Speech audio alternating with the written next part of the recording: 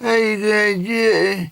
If you really want to dance, get your back off the wall. Get down on it. Get down on it. Get down on it. Get down on it.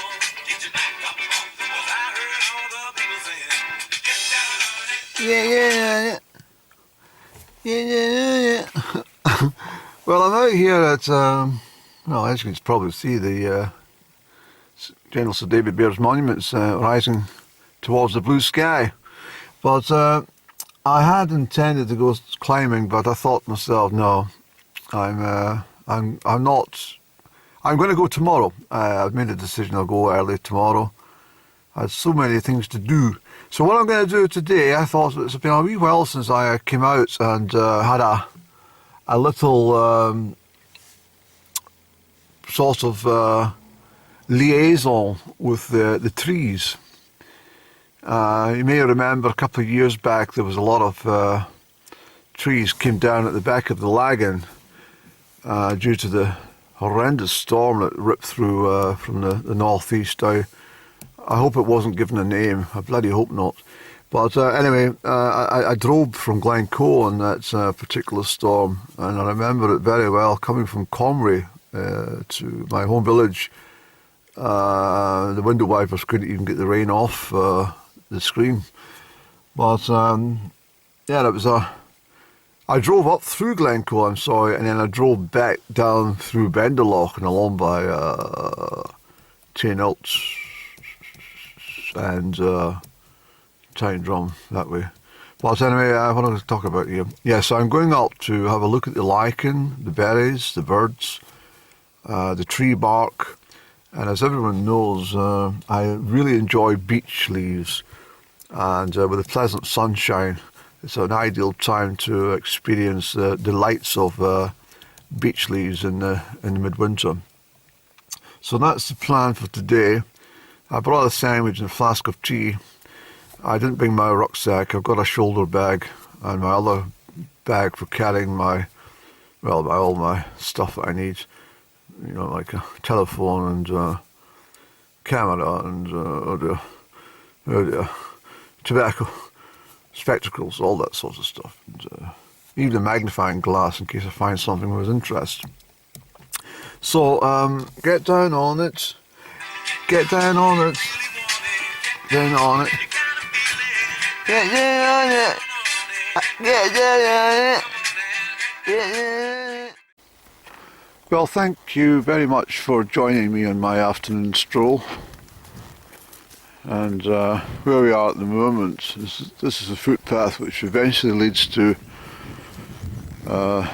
Bear's Monument. But we'll not be going all the way up to the monument today. There's the great tits up there.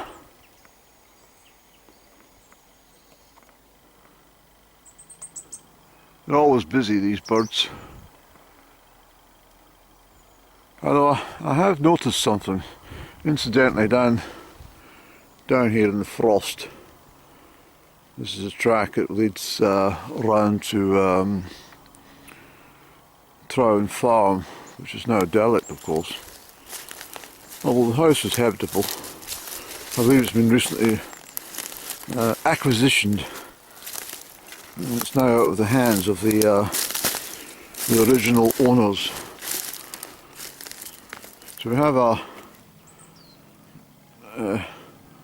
lot of water down in the area, and that water, of course, is frozen in some patches at least. But isn't it marvellous looking down onto the white hoarfrost? This is the property down here in question I'm talking about. I always had my eye on this particular house for purchase, but unfortunately I couldn't get the funds together for making the offer and for the land. I'm interested as to what the smoke is. I don't see any smoke coming from the chimney, so I'm curious as to what that smoke is. Is it something burning rubbish? I don't know any. What is it? Anyway, best not make too many segments, so otherwise it'll be one of these chapter 1, chapter 2 type things. So, I do enjoy woodland walks. There's a whole new aspect on life when you're in amongst the trees. Something very different when we're on the wild moors. Yeah, someone's burning garden rubbish for the looks.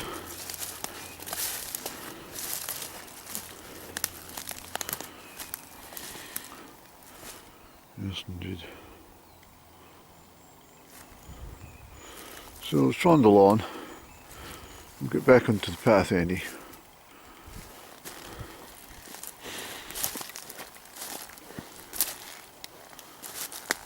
Look at the fabulous bark.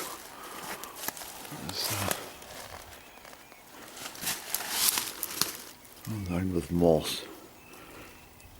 As stated previously, the moss keeps the tree warm. The tree doesn't mind the moss, you see. Keeps it cosy.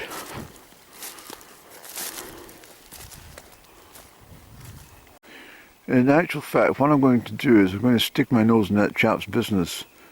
I've got some questions for them. So I think I'll go down there.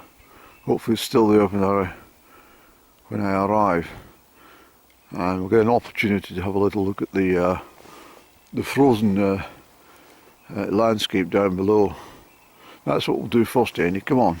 Well, I trundled down, but chap's going on the telephone. His phone answered. He said hi, but hello. Hello. Lovely day. Oh, God.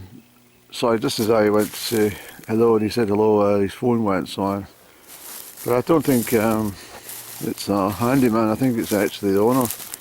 And from what I see, is burning. It looks like he's doing some internal renovations.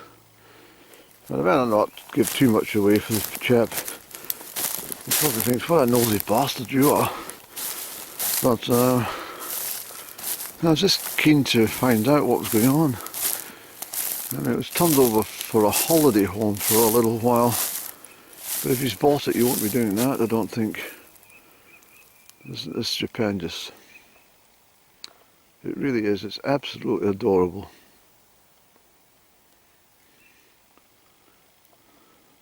Of course, there's a real haven for the wildlife around here.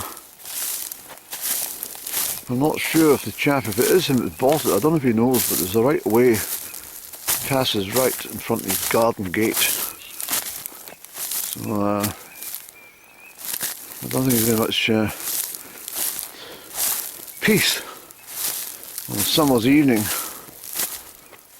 In fact, no one used to come out here, apart from myself, a couple of other folk who knew the area, but when lockdown came about and everybody went on bloody social media to find out what the hell they could do with their lives in their allocated hour outside,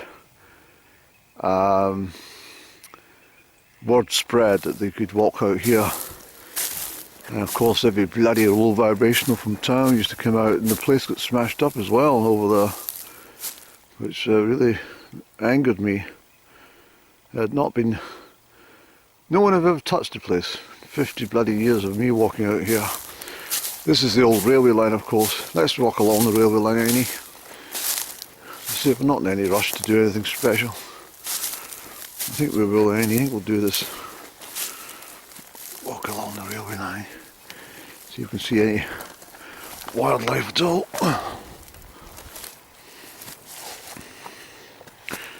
I've bought my gaiters on today. These are good quality, the best quality you can get. I bought them, crikey, 20 years ago.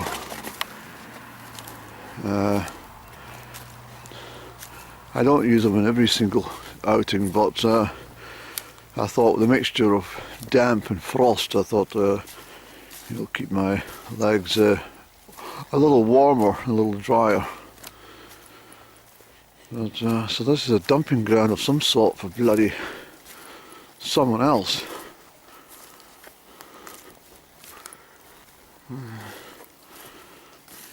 Yeah, that's probably be quite a vintage end if you think about it. Look at the old bricks and stuff.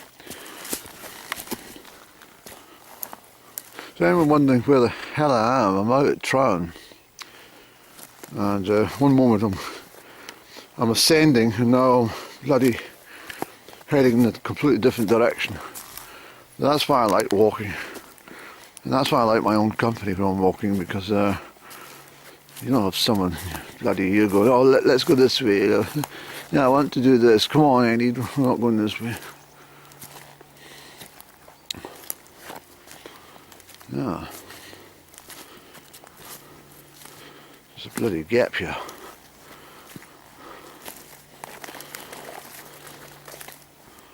Well, I didn't know that gap existed here, Annie. I really didn't. I never knew it existed.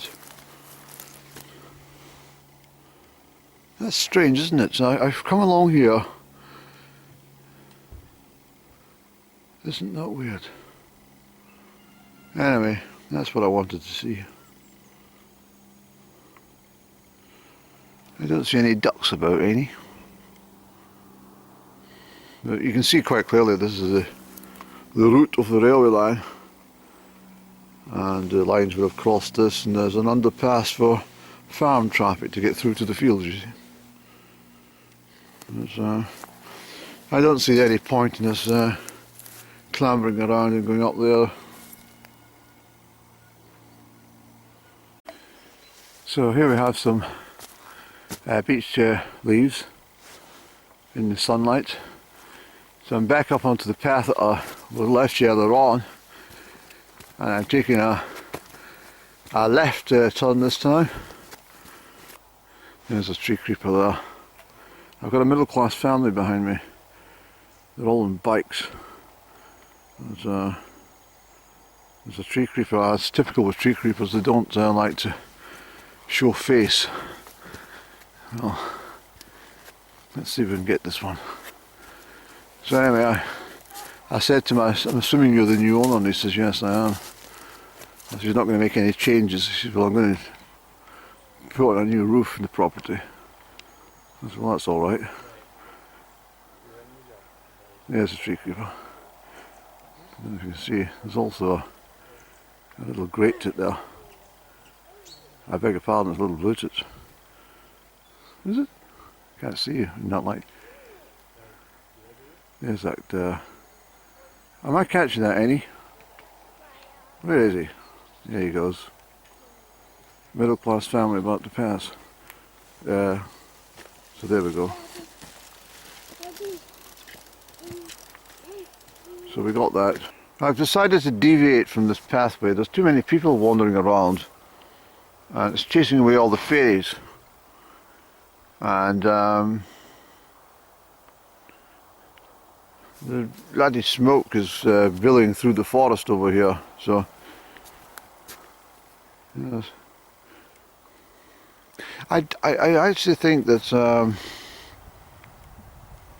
I never appreciated it before, but I do really appreciate it now that I was quite blessed when I was a youngster to have much of this place all to myself when I used to go exploring.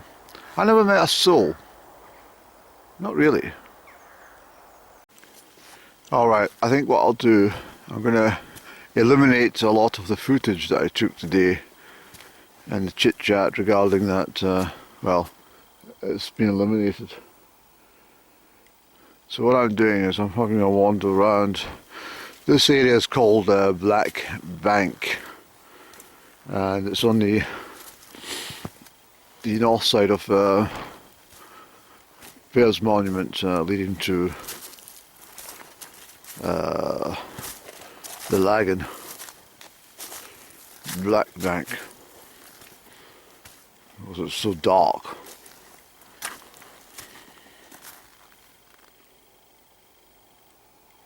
It's very picturesque.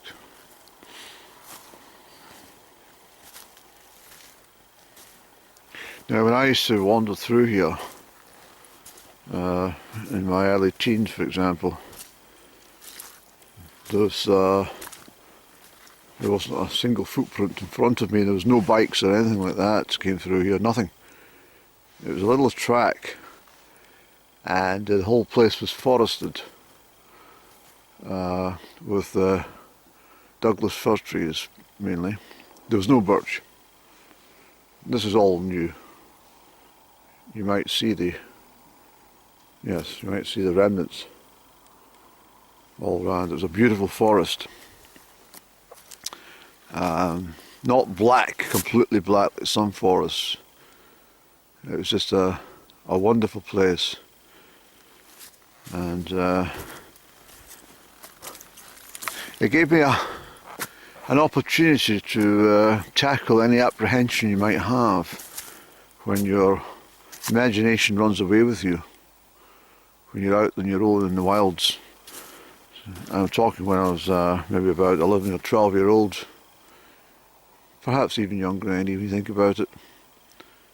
And you're thinking every single thing, there's somebody lurking behind the trees or something, you know, and your heart's palpitating and pumping away. It was good for you. It's a good way of discovering the forest.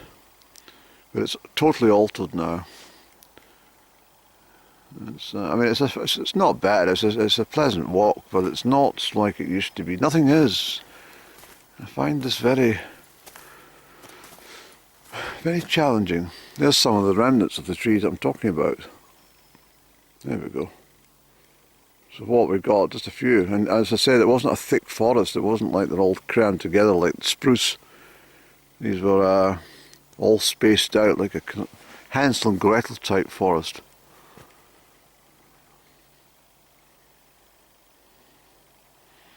And now the mountain bikes and the walkers, the ones with the poles, come around here often. And I don't know, it lost its appeal for me actually. But we're going up there because the sun's out up top.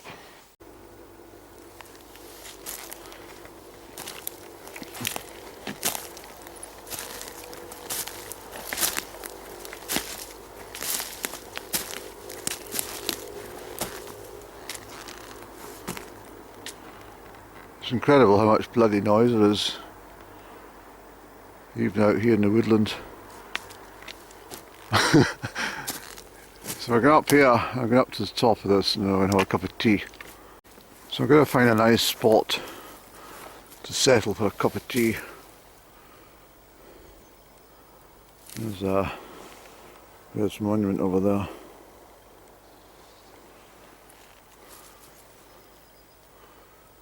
Yes, let's try and put this way a little, Lenny. I know we'll go and sit down. Cup of tea. Alright, so we've reached the top of that bank, which separates ourselves from the lagoon over there. And what we're going to do is get ourselves a cup of tea. There's a lot of shooting going on in the background. I suspect they're after pigeons. Yes.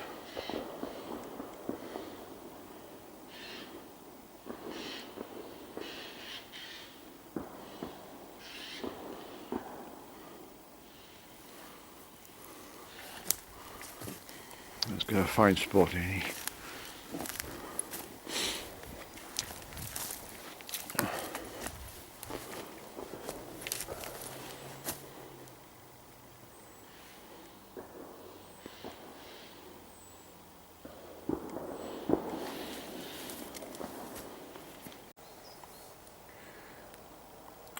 So it's a very long time since I sat in the forest.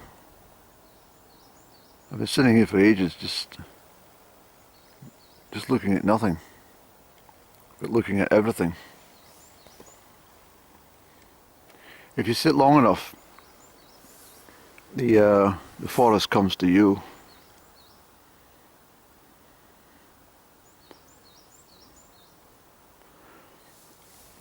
The trees are like people. They're not very sure about you for starters, you see. But once they become accustomed to you and they pick off your energy, they start to come to you and talk to you.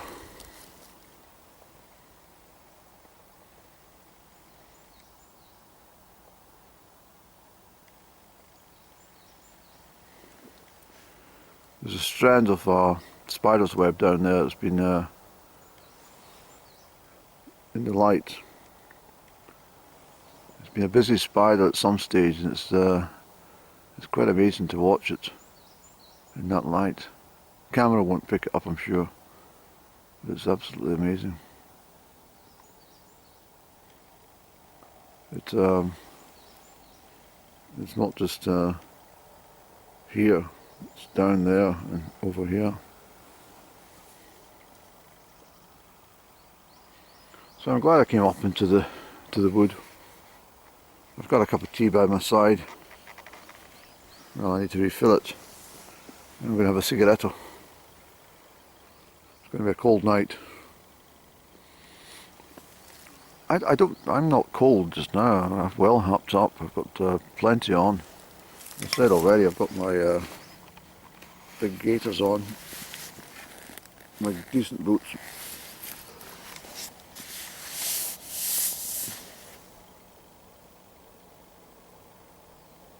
Let me just fill my tea, please. This is the only seat I managed to acquire, which is dry. If you wishing to sit down in a frosty forest, there's not many places you'll find it's dry.